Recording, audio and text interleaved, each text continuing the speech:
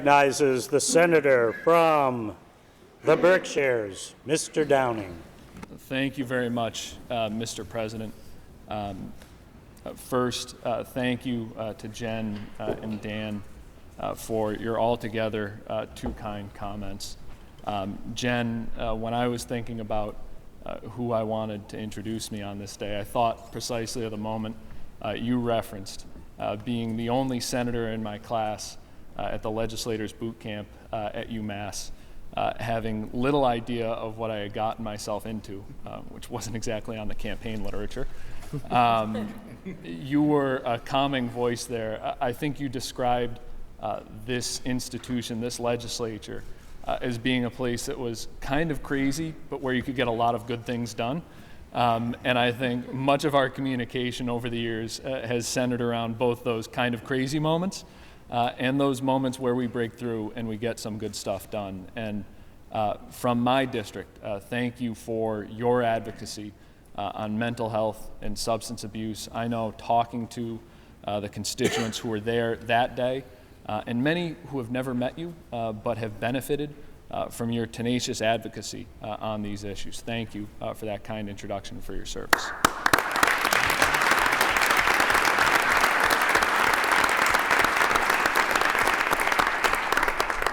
While I do not know if there is a contract for how we go about doing this, I'm fairly certain it would have been written into mine that I had to be introduced by the senator from the Cape and Islands.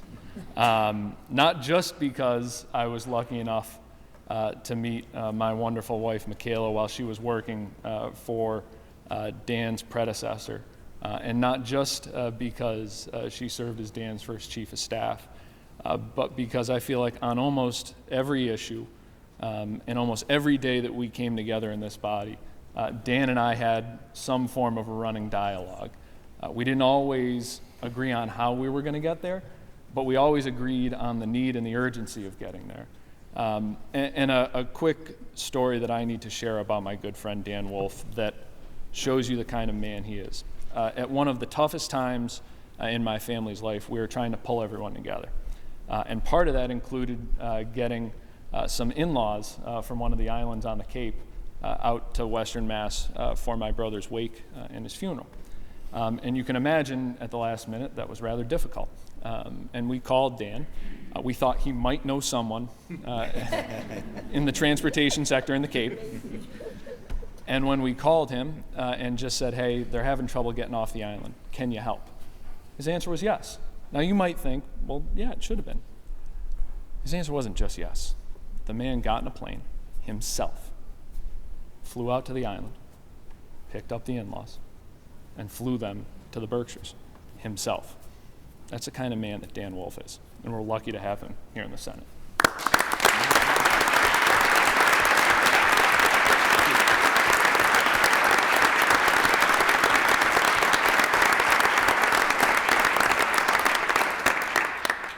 I want to thank my incredible wife, Michaela. I want to thank my mom, my brother Nick, and my sister Maggie, who are all here today. Mom, you are the rock that has held our family up through more than we ever should have been through. Nick and Maggie, you two impress me more every single day, despite every time you two make fun of me in one way or the other.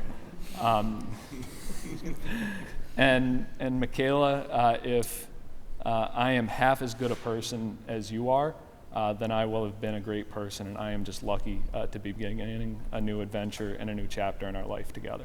So please, my family.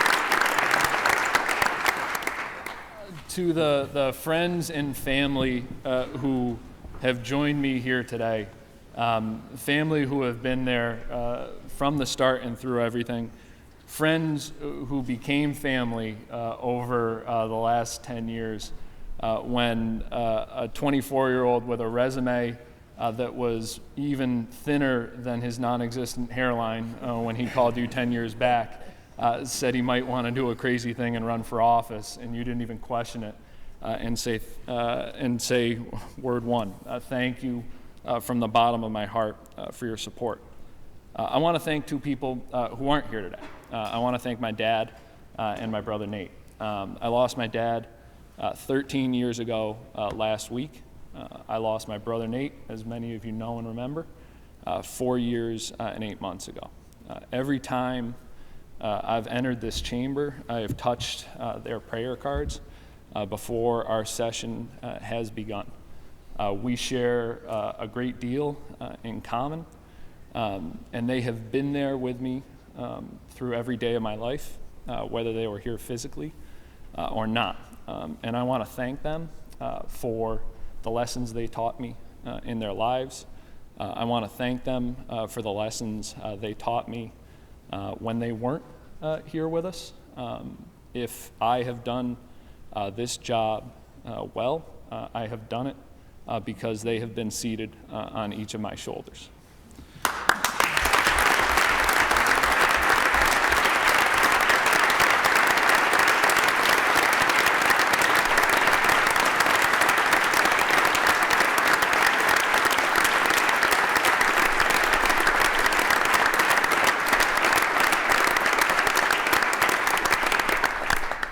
I want to thank my colleagues in this Senate, the 39 of you I am lucky enough to serve with here today, the 34 others that I have served with since 2006.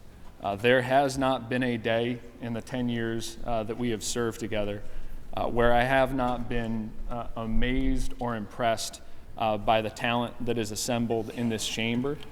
There has not been a day where at least one of you has not blown me away with an insight, with a thought, with a speech, with a comment, with an issue. There have been a few days where some of you have even made me shake my head from time to time. But all of you have made me better at my job. All of you have helped me serve the 160,000 people across those 52 communities that I have had the opportunity and the honor to serve. All of you have made me better at the job, and all of you have served them admirably and well. So from my district and from the bottom of my heart, thank you for your service to this Commonwealth. Thank you for your friendship, for your mentorship, for your support. Thank you all.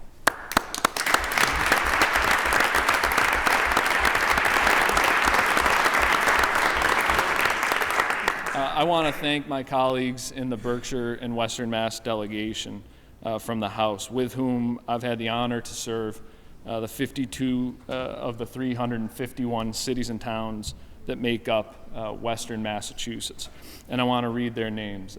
Dan Bosley and Gail Caridi, Dennis Geyer and Paul Mark, Chris Speranzo and Tricia Farley-Bouvier, Peter Kokot, and the two I have served with for the entire decade, Steve Kulik, and last and certainly not least, someone who beat me up on the basketball court in my backyard growing up, the best Laker fan in the Commonwealth, the one and only Smitty Pignatelli.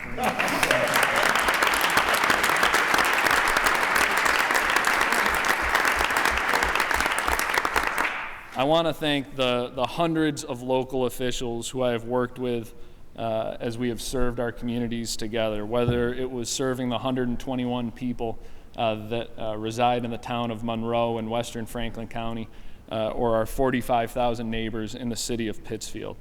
No work done in this chamber becomes real without a partnership with those local elected officials.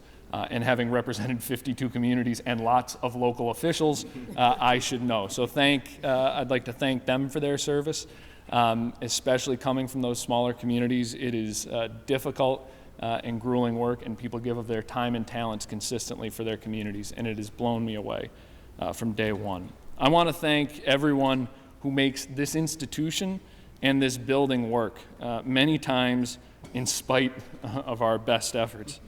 I want to thank the court officers for helping the trains run on time, including my namesake Ben for keeping the York peppermint patties flowing in the candy drawer. I want to thank the clerk's office, Bill and Michael, Andrea and Stacy, for putting up with my never-ending commentary on how long session might run and how long that then would take me to get back to Pittsfield or wherever I was headed to. I want to thank the council's office for their wise support and their wise stocking of Starburst, both in my desk and at their desk.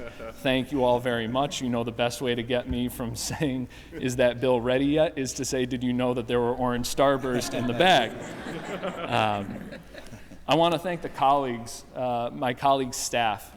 We all rely so much on one another, but we all rely so much on our staff, from the Senate President and his staff to each and every one of you. Talented people who don't get the credit for the work that they do, who put in tireless hours and day to day make us look better. I want to thank my colleagues' staff. I want to thank my staff, the 15 incredible staffers who have joined my team at one point or another over these last 10 years. You all have made me look good when I didn't deserve to look good. You all have helped me serve those 52 communities. And most importantly, when people called our office, they came away knowing, even if they didn't get the exact answer that they want or there wasn't a solution right away, they came away knowing that the person on the other end of that letter, the person on the other end of that note, the person on the other end of that email cared about them, heard them, and wanted to make sure that they knew their senator and their state government was working for them. And that is a special moment that doesn't happen nearly enough. That moment where the wall between our elected representatives and the public writ large is knocked down, and there is that shared trust. So I want to thank Beth Ann Steiner and Chris Gilrain, Elizabeth Mahoney and Christina Fisher, Allison Kroll and Chris Dunn, Jonathan Butler and Heather Quirk, Laura Teicher and Todd Foy, Annie Rogers and Liz Connor, Vasandra Sangar, Dan Wilczynski, and Christine Monska. You all have provided an incredible service to the district that has given me the opportunity to serve it, and as a resident of that district, I cannot say thank you enough.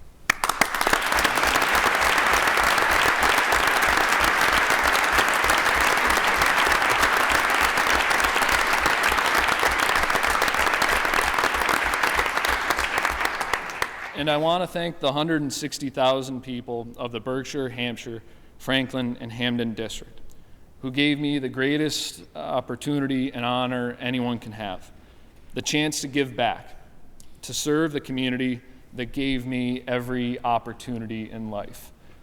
In particular, I'd especially like to thank the 243 of you who gave me my landslide margin in the Democratic primary of 2006.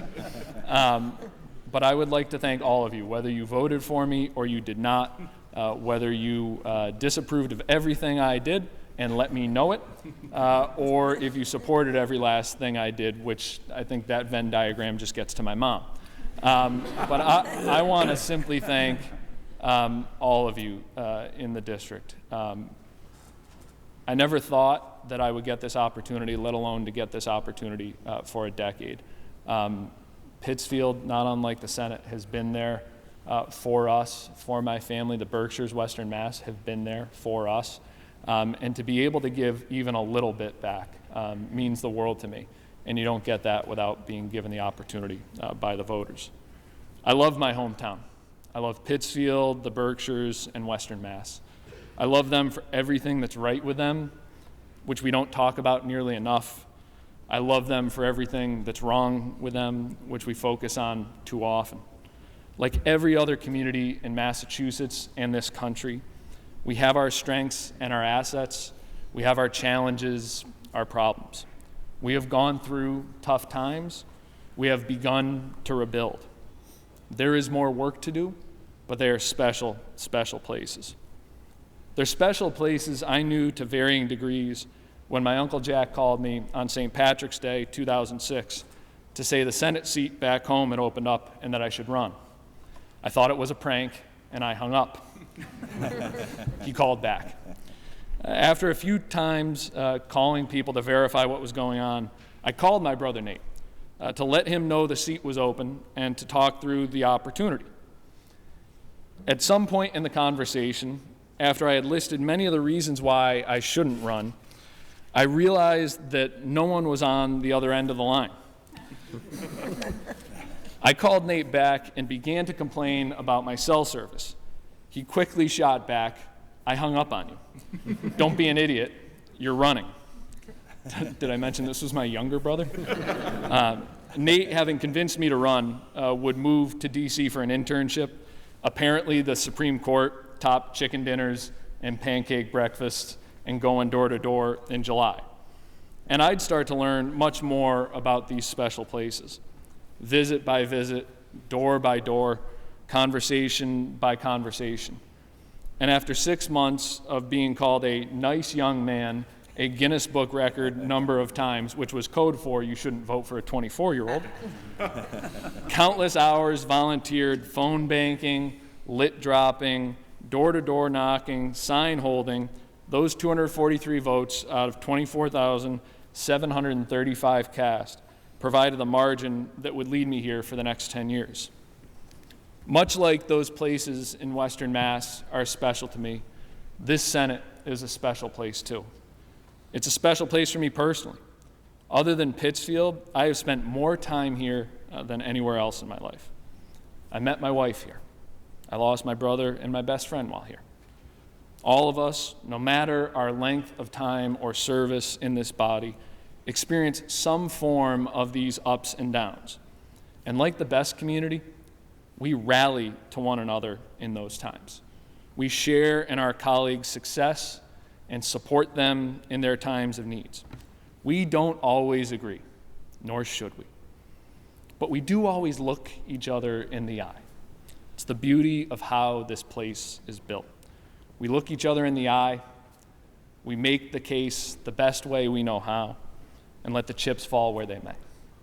Sure, there may be more to it sometimes, maybe most times, but at its best, at our best, this place is a community in which we are honored to have the privilege to serve, a community we have the responsibility of ensuring lives up to its highest values. Not long after I announced I would not be seeking re-election, I was getting coffee at my favorite coffee shop back home, and a friend came up to me and said, "You must be happy to be done with it. Politics, it's so nasty and so tough to get anything done." We've all heard it, right, at one point or another. I heard sentiments like this more than a few times in the last few months. To be honest, I heard sentiments like this more than a few times over the last 10 years. "I don't know how you do it," or "God bless you." Now, I think half of that was about the drive more than anything else.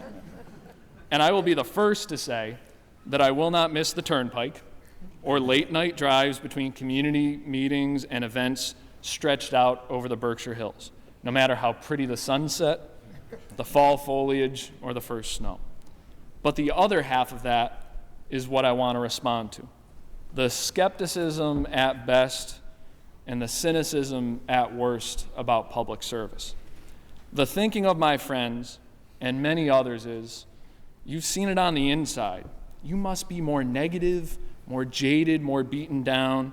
You must not be running because it's so bad." That couldn't be further from the truth. I am more hopeful today than I was on the steps of City Hall in spring 2006 when I announced I was running for office. I am more hopeful today than when I was sworn in as a member of this body in January of 2007. I am more hopeful today than any day in the last 10 years. I am more hopeful because of what I have seen and experienced and participated in here, in this Senate, across Western Massachusetts, and the Commonwealth as a whole. No, I don't think anything is perfect, or that our work here is anywhere near done. Far from it. We have work to do. But thanks to everyone who held a sign, who hosted a coffee hour, who knocked on a door or brought a friend to vote, I've been able to be a part of real progress in all of our communities. I'm hopeful because when I was first sworn in, the downtowns of Pittsfield and too many others were desolate, And now, thanks to streetscapes and historic tax credits, Gateway City's housing programs, and investments in the arts and cultural facilities, slowly, finally, they are becoming destinations. Our urban centers are attracting tourists and new residents as much as our hillsides are. I'm hopeful because when I first joined this body, there was real skepticism about what any one state could do to combat climate change. And since then, we've led the nation in energy efficiency 5 years running. We've increased our solar output 800 times. We've spurred new industries and created tens of thousands of jobs in every corner of Massachusetts. And most importantly, we've shown that you don't have to choose between growing the economy and doing what's right for future generations in the environment. I'm hopeful because when I first joined this body, we had to fight to protect marriage equality. And now it is the law of the land because love is love is love.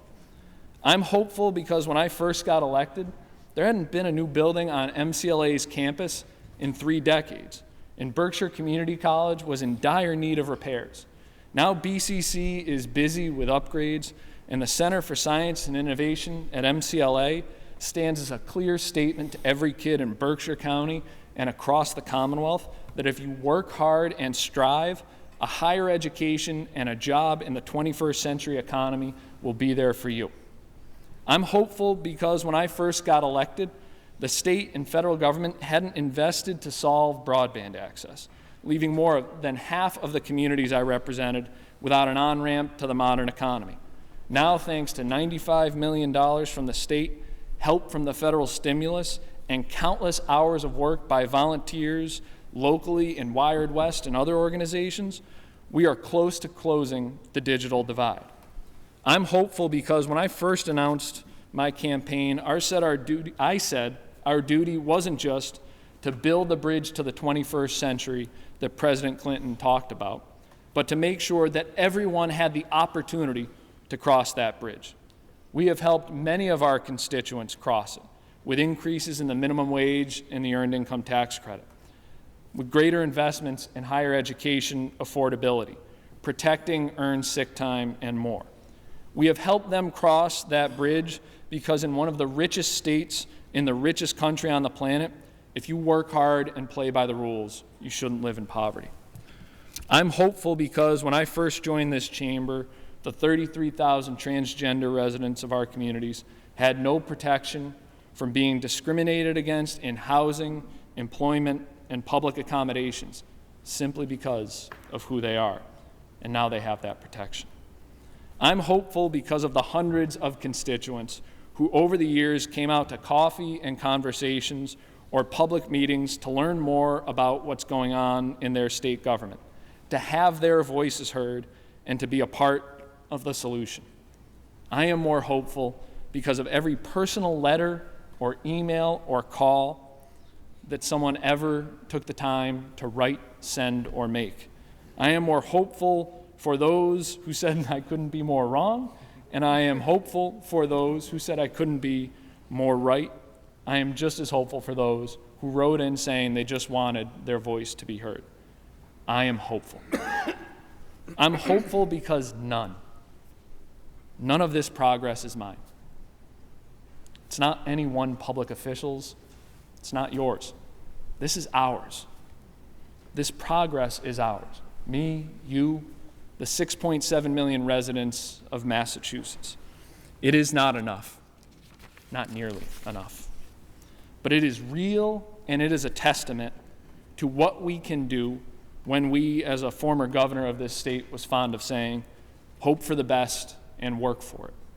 And then don't stop working until the job is done. And so as I leave this body, this chamber, I do so confident, not just that we have done good work, but that we will continue to do good work. I am confident of that because of what I have seen, and I am confident of that because I have had the privilege of coming to know all of you. I know in the face of enormous challenges, this is not a place where we look for an excuse to avoid acting. We might not do it soon enough. The process might be messy, but when the chips are down, we get it right. That's good, because for all we have done, there is still so much more work to do. Work to do for the senior at Drury High School who has all her acceptance letters to college in hand, but has no idea if she can foot the bill. Work to do for the dad in Pittsfield who worries himself sick each time his son is a minute or two late for fear that guns and gangs and needles have claimed another victim. Work to do for the unemployed steelworker in Lee who sees his town's bridges in need of repair and is just waiting for the call to get off the bench and make his community a stronger place. Work to do for the senior citizen in Buckland who isn't sure if she'll be able to afford her mortgage, prescriptions, heating, and food on a fixed income.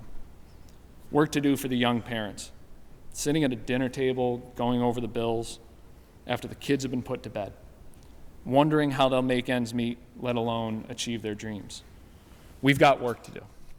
And while I will not be in this chamber to do it with you, I will be working with you nonetheless. Serving in elective office has been an honor and a privilege. But one of the great lessons of the last 10 years that has been taught to me is that democracy in our communities don't work if it's just elected and appointed officials involved. Every citizen has a responsibility to be involved and engaged in improving their communities and making progress real. You have my word that I plan to fulfill that responsibility in a different way, from a different position, because I am hopeful, and we all know there is still work to do. Thank you all. God bless. Well done.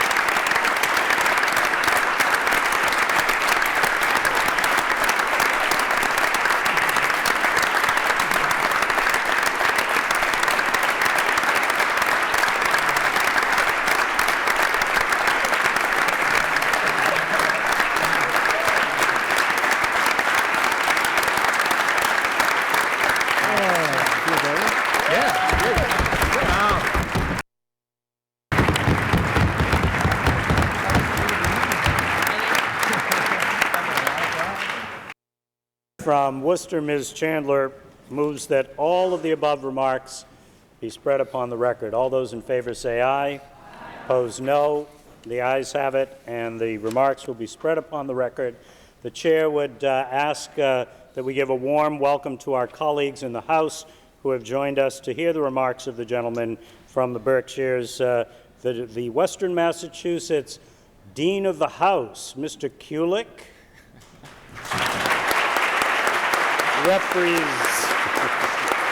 Representative Farley Bouvier.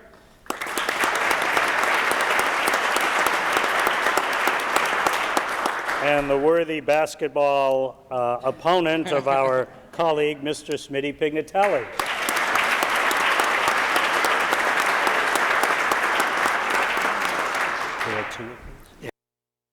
And let us also take a moment to welcome back to the chamber our friend and colleague, the Honorable Anthony Petroselli.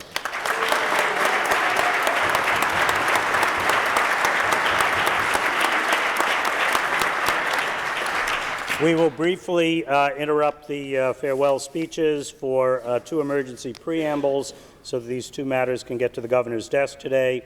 One matter comes before the Senate requiring an emergency preamble. Under the Constitution, there's a requirement of a standing vote. House Bill 4607, an act designating a certain intersection under the control of the Massachusetts Department of Transportation in the city known as the town of Bridgewater. All those in favor rise and be counted.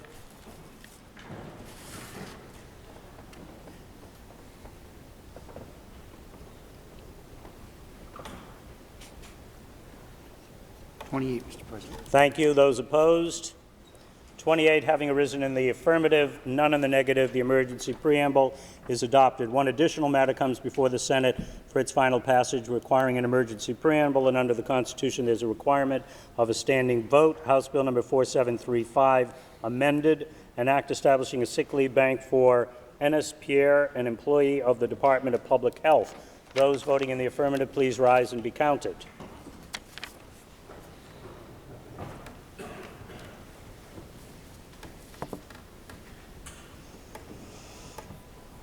30, Mr. President. Thank you. Those opposed? 30 having voted in the affirmative, none in the negative, the emergency preamble is adopted. Brief recess, Mr. President. Senate will be in a very brief recess.